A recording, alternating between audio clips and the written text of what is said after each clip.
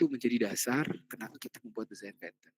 Selain itu juga desain pattern itu ditujukan supaya apa? Supaya kita ini membuat program itu tadi ya tidak asal jadi, kemudian apa namanya itu ya?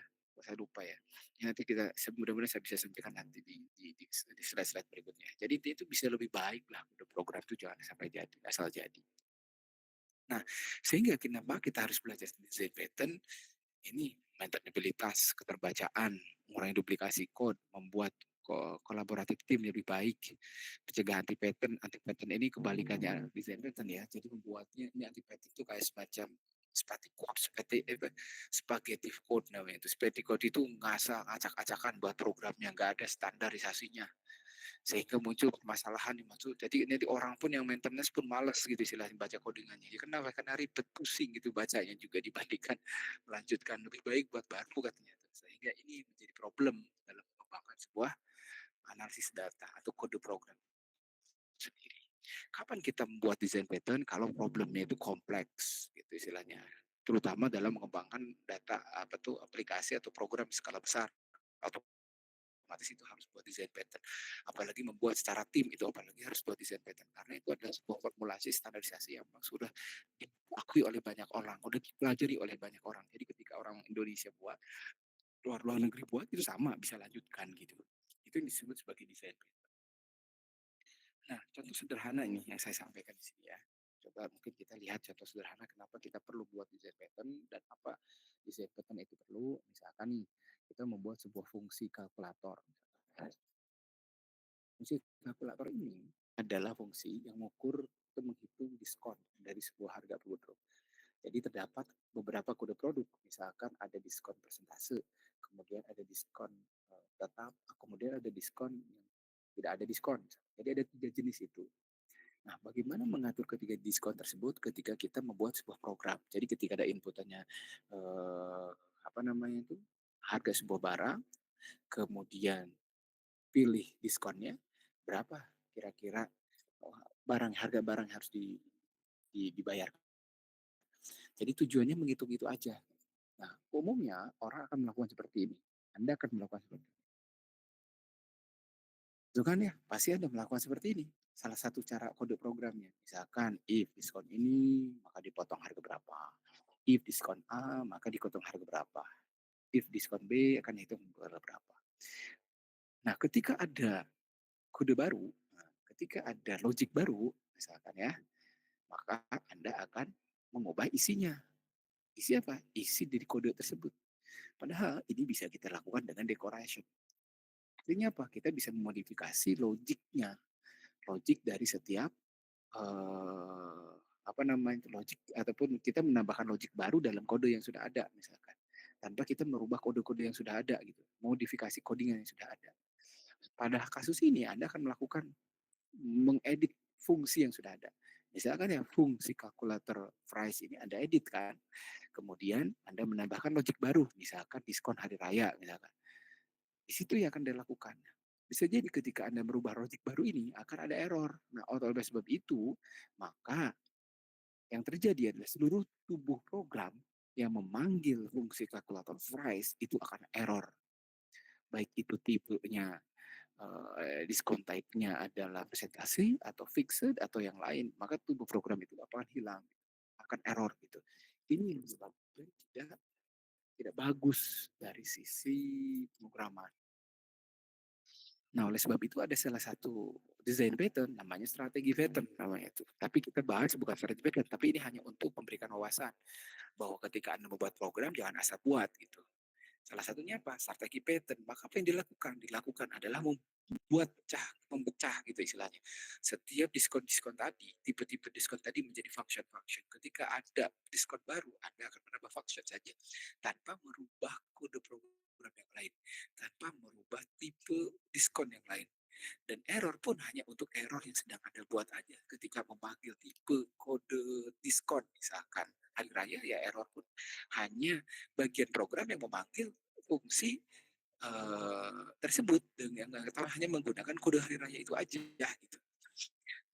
Jadi ini dilakukan seperti ini. Jadi kita menggunakan fungsi price, kemudian memanggil fungsi hang order, functionnya adalah get function strategi, get diskon strategi, maka Anda bisa mendefinisikan di sini memanggil jenis-jenis diskon strategi yang didefinisikan.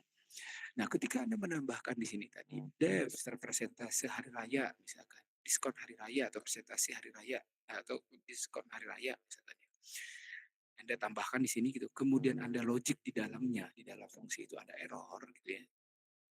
Nah, ketika ada orang memanggil presentasi, fixed ini tidak akan mengganggu kode Anda. Jadi bagian-bagian umur program yang lain tidak akan error. Itu fungsinya dari design pattern salah satunya. Dan design pattern yang di sini gunakan adalah terkait dengan strategi pattern. Begitu juga dengan yang kemarin yang kita bahas decoration. Kita tidak merubah isi kode utamanya, tetapi kita memperbaiki atau menambahkan logik dari kode utama. Itu ini mudah-mudahan bisa dipahami ya kenapa kita harus belajar design pattern supaya kode programnya tidak error, orang juga membacanya enak dan juga mudah untuk maintenance. Kalaupun akan menambahkan beberapa fungsi, menambahkan logik ataupun menambahkan hal-hal lain berhubungan dengan bagian dari kode program ini.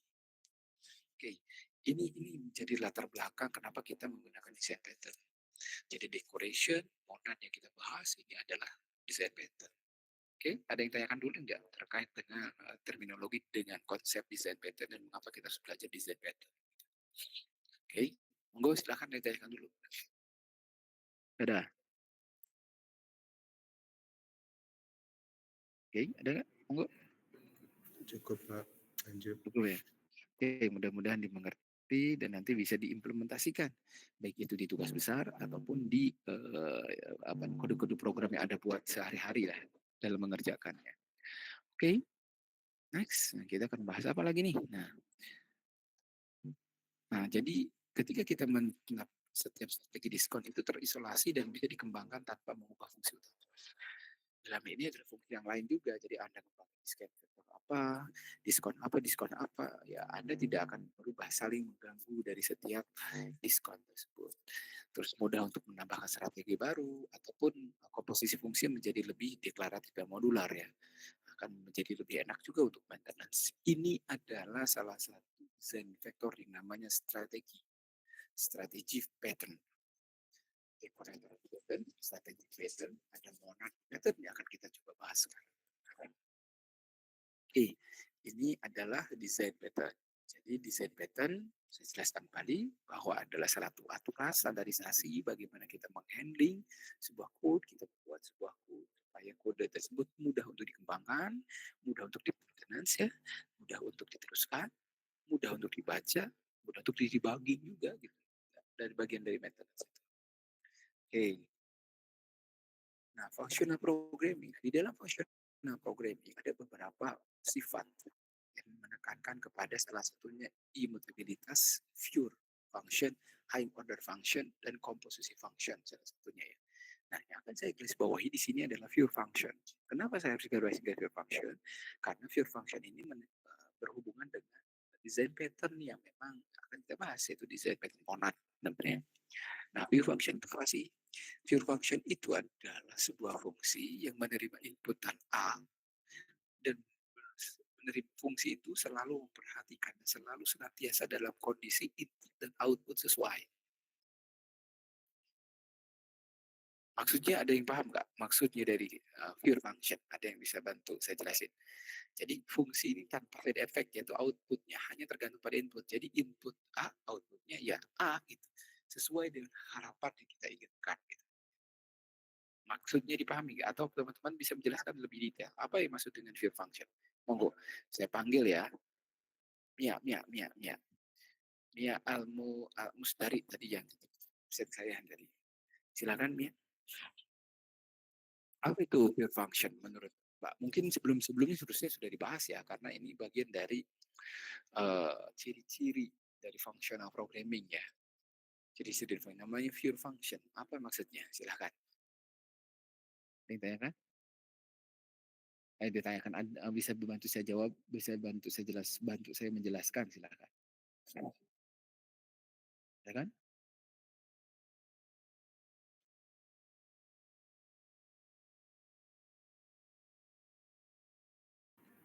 ya kan? Bu, Mia, ada nggak Mia? Hmm? Mia, Mia, Mia, Mia, ada mau nggak? Apa itu fear Ada function? cowok. Silakan jelasin. Apa itu fear function yang akan kita bahas terkait dengan kondisi saat ini? Berhubungan dengan monad. Mungkin monadnya belum Bapak tahu, tapi fear function sudah bisa menjelaskan. Karena itu salah satu ciri karakteristik yang harus dimiliki oleh functional programming gitu, yang kita definisi. Kira-kira apa? Fear function itu apa? Monggo,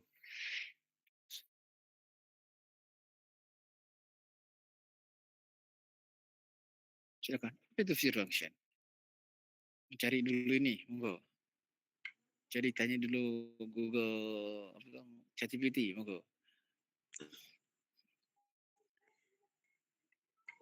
Silakan.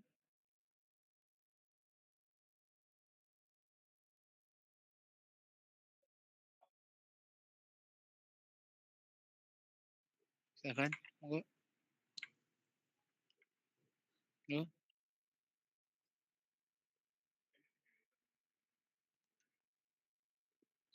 Monggo. Oh, baru baru nyalain laptop kayaknya ya. Kayaknya baru nyalain laptop nih. Oh, Kois, ada nggak Kois? Monggo.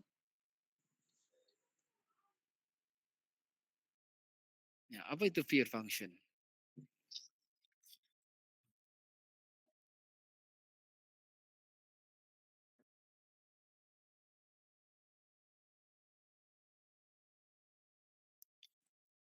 Apa itu? Searching. Silakan, ada searching.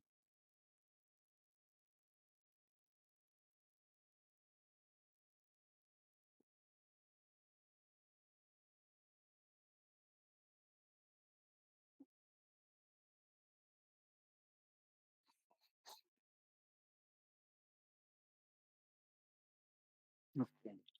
Dan intinya itu, terima kasih atas jawabannya. Jadi fear function itu selalu menerima input sama dan output sama. Maksudnya begini, jika disuruh input satu, misalkan ya ada fungsinya adalah kuadrat, misalkan ya, atau pembagian, tapi misalkan fungsinya fungsi pembagian. Ketika di input 10/2, maka outputnya adalah 5 gitu ya. Karena 10 dibagi 2.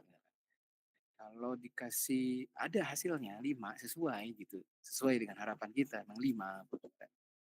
Ketika 22 maka outputnya 10. Ketika 5 maka outputnya 1. 10 maka outputnya 1.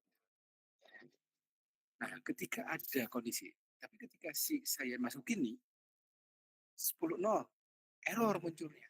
Nah, error itu yang disebut sebagai non-pure function. Jadi output itu tidak sesuai dengan sesuai yang input aman kok, mungkin bisa kok, tapi outputnya kok nggak ada error. Ini yang disebutnya pure function. Function itu harus ada outputnya, nggak boleh outputnya error.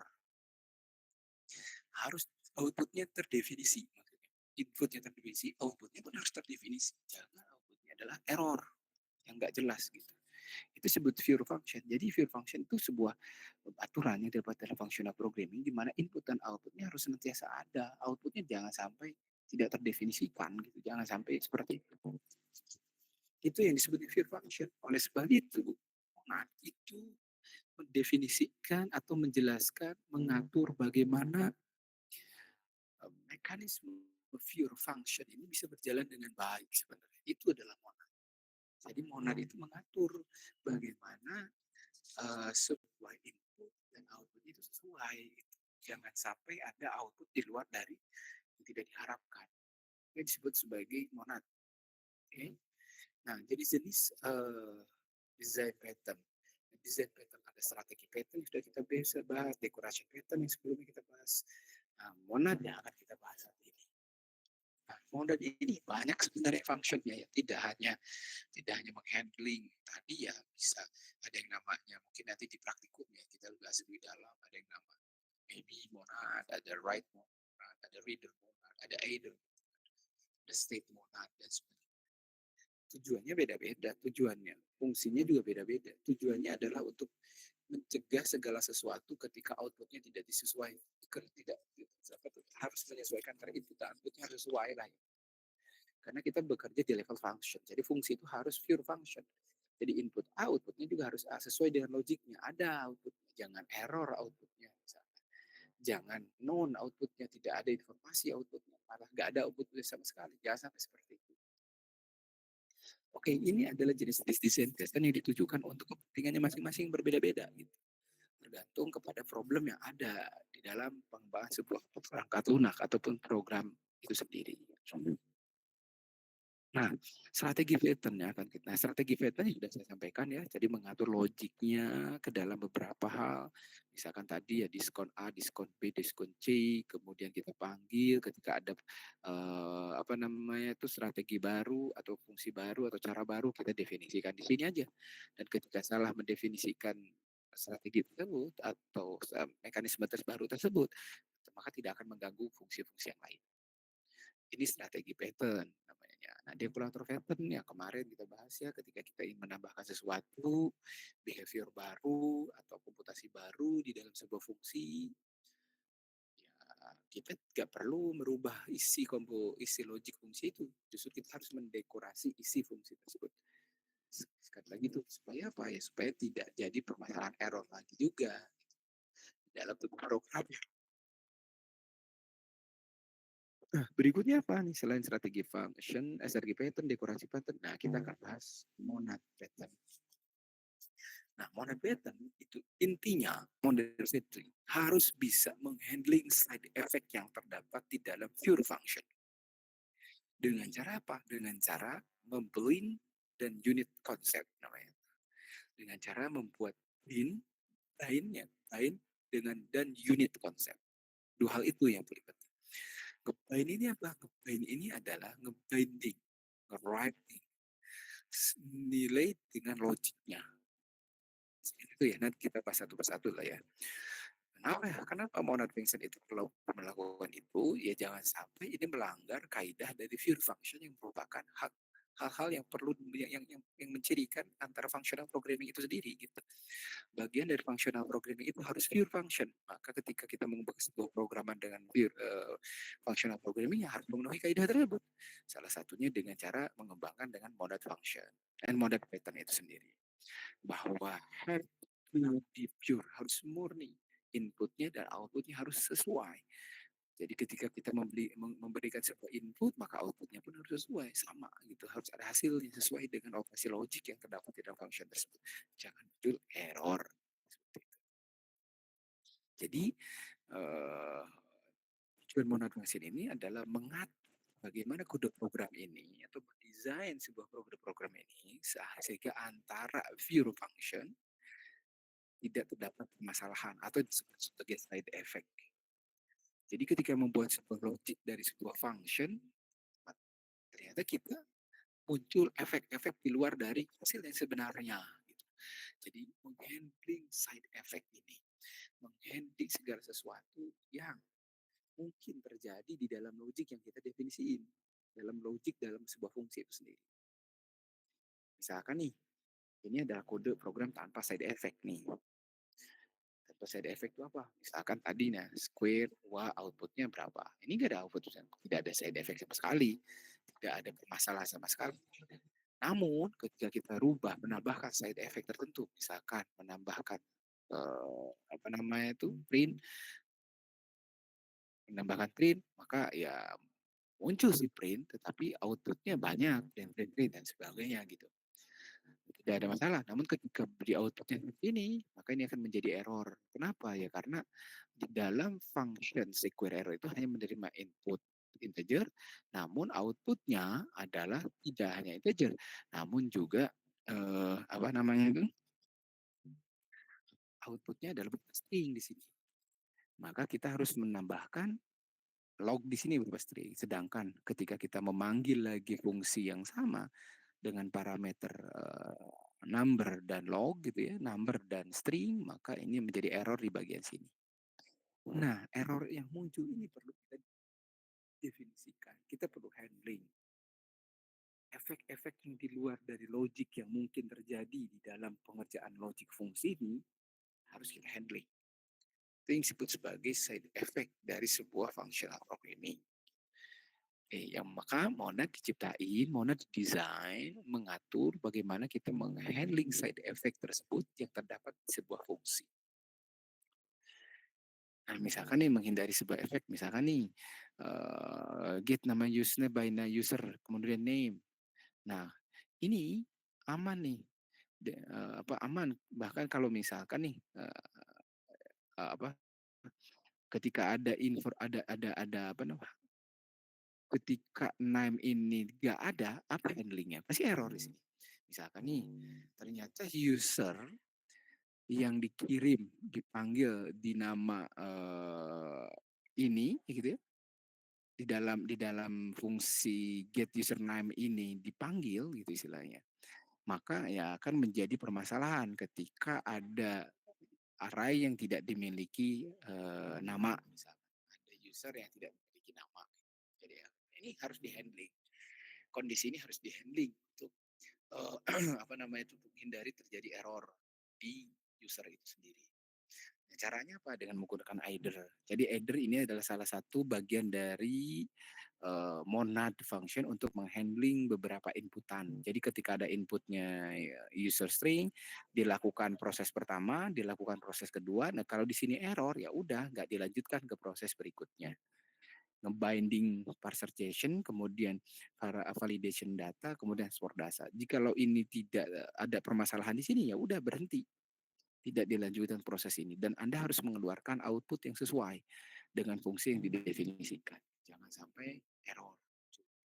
Misalkan terjadi permasalahan koneksi atau apa yang perlu kita definisikan, error-error handling itu disebut sebagai side effect. Jadi ketika inputnya sesuai si inputnya, tetapi proses logiknya di dalamnya tidak sesuai dengan input diberikan, maka kita harus menghandling berbagai macam kondisi efek-efek yang terjadi di dalam sebuah fungsi yang akan kita jalankan.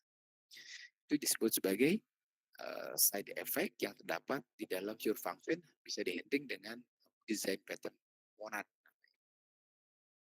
Oke. Nah, monad ini membungkus nilai dan fungsi komputasi. Jadi membungkus itu dalam artian bahwa nilai dan computation di dalamnya, di dalam fungsi itu merupakan satu kesatuan. Kemudian kita bisa melakukan operasi berantai, misalkan setelah A lakukan B, setelah B lakukan C dan seterusnya.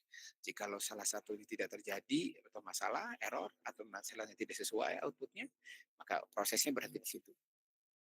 Oke, nah menangani efek side effect juga nih tadi nilai yang mungkin tidak ada, kemudian error handlingnya, koneksi basis data tidak terjadi sinkronisasi dengan baik, itu bisa di-handling dengan pendekatan monad gitu untuk membuat programnya, desain programnya.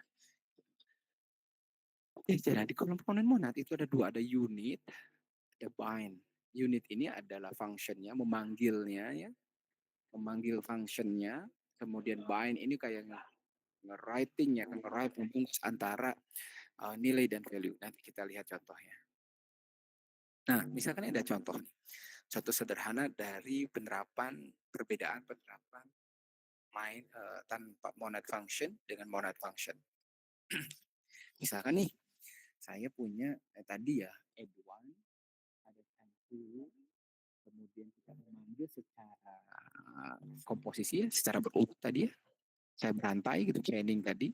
Misalkan kita panggil add1, kemudian hasil add1 kita panggil time2, hasilnya itu berapa. Misalkan kita masukkan parameternya 3, maka hasil add1 adalah 3, hasil add1 adalah 4 gitu ya. Hasil dari kemudian dipanggil hasil 4 itu diberikan parameter untuk time 2. Nah, kemudian itu bagian dari memanggil fungsi time 2 yang isinya mengalihkan jadi 4 dikali di 2 sama dengan 8. Ini kalau dijalanin aman ya aman-aman aja gitu, tidak ada masalah. Tidak ada sama sekali, ya tidak ada sama sekali. Masalahnya tidak ada sama sekali gitu istilahnya. Nah, gimana kalau misalkan apa namanya itu ingin menambahkan log di dalam setiap prosesnya, baik add one, add two, dan sebagainya. Dan otomatis kita harus dengan inputan yang satu, inputnya tetap 3, tetapi kita ingin nambahkan lognya, informasinya, istilahnya ya. Nah, ketika kita lakukan ini, dengan variabel yang kita balikan seperti ini, output dibalikan dari setiap fungsi itu, maka akan menjadi error. Pada bagian mana errornya? Bagian time to-nya. Kenapa time to with log ini error? Karena inputannya, parameternya cuma satu, sedangkan hasil dari add with log ini ada dua, yaitu nilainya dengan lognya. Ini akan terjadi error atau kalau kita gunakan berantainya seperti ini. Untuk menghandling permasalahan ini supaya tidak error, ya berarti kita merubah cara manggilnya. Cara manggilnya adalah seperti ini. Yang biasanya manual kita lakukan gitu kan, dan outputnya sesuai, jalan, tidak ada error. Jadi kita merubah cara manggilnya. Padahal kalau kita buat dari awal konsep ini dengan cara monad function atau monad pattern, ini tidak akan terjadi kalau kita mengembangkan atau menambahkan sesuatu di dalam bagian dari kembalian nilai tersebut. Nah, bagaimana dengan monad function dan wow function menggunakan namanya fungsi bind. Fungsi bind ini adalah membind antara nilai yang diinputkan dengan function yang dilakukan. Jadi komputasi atau function, input dan function itu di-combine dalam sebuah fungsi bind namanya. Fungsi bind inilah yang menjadi fokus dari ini. Sehingga solusinya itu caranya adalah membungkus value dan efek sampingnya. Jadi efek sampingnya apa tadi nih? Efek sampingnya adalah menambahin log-log ini ya, efek sampingnya. Sehingga kita bungkus sebuah fungsi atau buat fungsi baru namanya fungsi bind, di mana fungsi ini adalah untuk membungkus atau menyesuaikan atau apa ya, atau mengadaptasikan lah antara uh, inputnya tetap satu dan outputnya tetap sama gitu. Dengan cara mengembangkan sebuah fungsi namanya fungsi bind. Fungsi bind ini ya tadi ya menggabungkan antara value dan efek yang kemungkinan terjadi. Contohnya efek di sini adalah menambahin log, itu efek yang terjadi. Nah, sedangkan dalam realnya efek yang terjadi itu misalkan error. Jadi error-error yang mungkin muncul dari sebuah logic itu disebut sebagai side effect logiknya itu. Maka kita harus buat salah satunya dengan modal function untuk menghandling permasalahan tersebut dengan cara membuat fungsi bind. Dan fungsi bind ini. Nah, sebenarnya fungsi bind ini ya inputnya ya sama gitu. Inputnya string, inputnya juga sama. Itu memanggil satu inputan, kemudian dipanggil untuk beberapa function yang ada. Di bind gitu, ada fungsi yang ada. Nah, contoh lainnya nih mungkin bisa lebih mengerti ya. Ini bagaimana menghandling kondisi jikalau ternyata yang diinputkannya kurang dari nol, kita menginginkan inputannya kurang dari nol, gitu istilahnya. Ataupun yang paling sederhana sih sebenarnya kasus ini side effect-nya adalah ternyata saya ingin dalam fungsi ini jangan inputnya itu kurang dari nol tuh harus sesuai, harus bisa, gitu, harus ke filter. Makanya kita buat beberapa pendekatan. Ternyata kalau kita gunakan fungsi ini masih angka nol juga nggak difilter, kurang dari nol tidak filter. Jadi operasinya masih tetap jalan. Cuma yang kita inginkan efek yang mungkin muncul adalah ketika error dong, ketika ikutin nol kurang dari nol, itu yang akan dikaji gitu di dalam modal function ini. Maka dibuat seperti ini, dibuat fungsi maybe, kemudian fungsi bind, ini adalah fungsi utamanya dari setiap tambahan, kemudian yang sama dengan ini ya, cuma ditambahkan bindingnya ataupun tambahkan error lognya ataupun apa ya exception handlingnya dengan cara ini. Jadi jika kurang 0 maka maybe ini dipanggil 0. Jika kurang dari 0 maka maybe ini dipanggil 0. Kalau sesuai maybe ini dipanggil dan seterusnya. Dan outputnya sama. Gitu. Dan ini bisa dilakukan secara berantai. Berantai itu apa artinya? Anda menambahkan dulu, kemudian mengalihkan, kemudian menjumlahkan, misalkan seperti itu. Nah, begitu juga dengan Anda ketika processing data. Pertama data loading dulu, kedua hasil loading data, transformation dulu, habis transformation baru cetak, report. Dan itu berupa pipeline, berantai. Nah, ketika sebuah prosesnya itu gagal, maka ya yang lain pun kalau masih bisa jalan-jalan, tapi kalau bisa gagal diberhentikan. Dan itu proses secara binding, secara apa chain, secara berantai, dia itu bisa dihandling dengan menggunakan pendekatan monad ini. model function ini. Oke, ada yang ditanyakan nggak? Jadi model function ini ya untuk menghandling dalam suatu efek yang mungkin terjadi di dalam sebuah tubuh fungsi. Fungsi dari isi dari sebuah fungsi itu sendiri, tubuh dari sebuah fungsi itu sendiri gitu. Jadi lebih baik kita buat program seperti ini gitu yang mungkin suatu saat ada perubahan terjadi secara efek yang dari menambah efek itu di sini itu bukan merubah logik ya, cuma menghandling value yang di input, output yang terjadi itu aja. Itu yang disebut sebagai binding tadi. Jadi bukan merubah logiknya seperti halnya decoration, tetapi menghandling kemungkinan efek-efek yang terjadi ketika menerima input atau membuat output, mengirimkan output. Itu aja. Jangan sampai terjadi permasalahan di dalam fungsi itu. Misalkan tadi, menghandling terkait dengan input. Misalkan apa tuh Pak? Input harus kecil daripada satu, kecil daripada nol, jangan nol. Artinya kita menghandling efek yang mungkin ketika orang input nol. Kalau di output, kalau di output adalah menghandling terkait dengan output yang mungkin. Jika terjadinya output yang tidak sesuai, maka harus dihandling outputnya seperti apa. Dihandling dengan cara membuat fungsi ataupun kita harus membuat fungsi dari awal ataupun membuat program dari awal yang apa? Yang menggunakan prinsip design pattern Python. Seperti itu. Oke? Ada yang ditanyakan tidak? Kalau nggak ditanyakan, ini ada tugas. Silahkan di screenshot, dikumpulkan di sini. Silahkan. Ini tugas nomor 1 buat program kode program validasi. Silahkan di screenshot, nanti dikumpulkan jam 5.15 di link yang ini.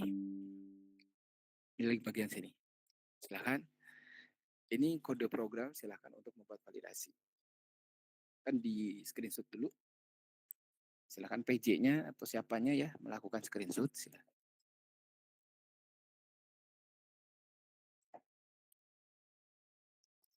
Silahkan ada masalah? Ada ya. Nomor 2, ini soalnya. Tujuannya adalah menghandling. Apa namanya itu? Tadi ya. Nah, ini menghandling pembagian dari nol. Membuat fungsi dengan pendekatan monad dengan mencegah efek-efek yang terjadi, misalkan pembagian oleh nol, akar kuadrat terbilang negatif, dan sebagainya. Inputnya adalah 10 sama 2, maka 10 dua itu sama dengan pragmatik akar kuadrat 10 apa seperti itu. 10 dibagi 2, 5. Akar kuadrat dari 10 dibagi 2 sama dengan 5. Nah, kalau error, ya ada pembagian dengan 2, pembagian dengan 0, itu nggak boleh. Jadi itu menghandling error-error dari input atau operasi logik yang terjadi di dalam sebuah function. Input, output, ataupun operasi logik yang terdapat di dalam sebuah function. Efek itu yang mungkin dihandling sama manual. Jadi kalau kita buat sebuah function atau sebuah program, gunakan pendekatan monad ini supaya apa? Supaya kita bisa mengatur exception atau handling error ataupun side effect yang terdapat di dalam sebuah fungsi itu sendiri. Nomor 2, sudah di screenshot monggo.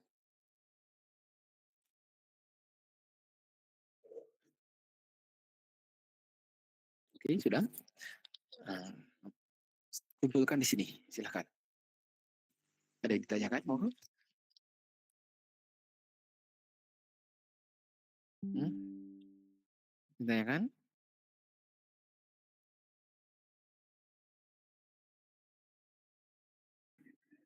Hmm? Ya, betul.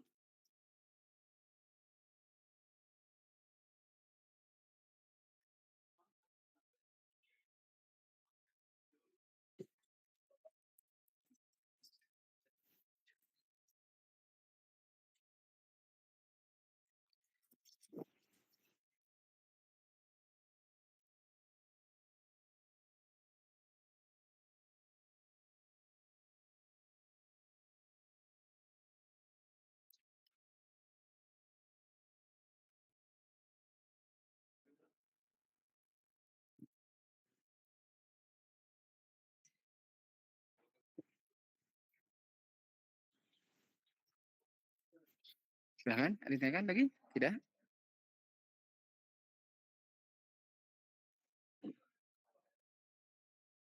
Tidak ada. Kalau tidak ada, Silahkan dikerjakan dan dikumpulkan jam maksimal jam 17.15. Kalau nanti kelihatan nanti ya, kalau memang dikumpulkan di luar jam ini biasanya nanti kelihatan. Dari kelihatan dari mana? Dari Google. Ini kan Google Form ya. Google Formnya akan kelihatan kapan dikumpulkan, jam berapa dan seterusnya. Oke, tidak ada ditanyakan ya. Kalau tidak ada, saya akhiri pertemuan kita pada kali ini. Mudah-mudahan apa yang sampaikan dimengerti dan bisa diimplementasikan, baik itu secara apa namanya tuh tadi ya, cara ingat loh ini, aduh suka aneh nih kalau ini mahasiswa ini ini kelas yang kemarin atau kelas yang pagi kemarin kayaknya nih ya. Tolong ini atas nama Labo Fabio, aduh ini kayak ini mahasiswa ini kayak apakah mahasiswa ini mungkin saya bisa sharing dulu nih ya. Apakah mahasiswa ini tuh benar-benar mahasiswa ataukah bukan gitu jelas. Kenapa saya bilang begitu kan? Nah, coba nih saya lihat. Saya ini udah saya sampaikan nih. Nih coba. Ini Google Form-nya ya. Nih Google Form-nya ya. Ada kelas, nama kelas, name, sama link Google Drive pada PDF. Ini Google Form-nya. Saya cek hasilnya dan ini bukan hanya sekali ini mahasiswa yang bersangkutan ya. Karena di tugas yang sebelumnya juga ada yang seperti itu kayaknya ya. Coba lihat, ada yang salah nggak? Hmm? Saya itu nggak butuh nama, ngapain ditulis nama, ini kelas apa? Ini juga kelas apa? Coba ini. Kalau Anda kenal, tegurlah gitulah, ingatkan, sadarkan. Takutnya ngumpulkannya lagi tidur atau apa ya. Tuh, lihat. Apa coba? Apa coba kayak gini? Oh, tolong diingatkan ya. Saya butuh nama, saya cuma butuh name aja gitu. Tolong diingatkan, dan Anda jangan melakukan hal demikian ya. Jangan sampai di kelas Anda begini gitu.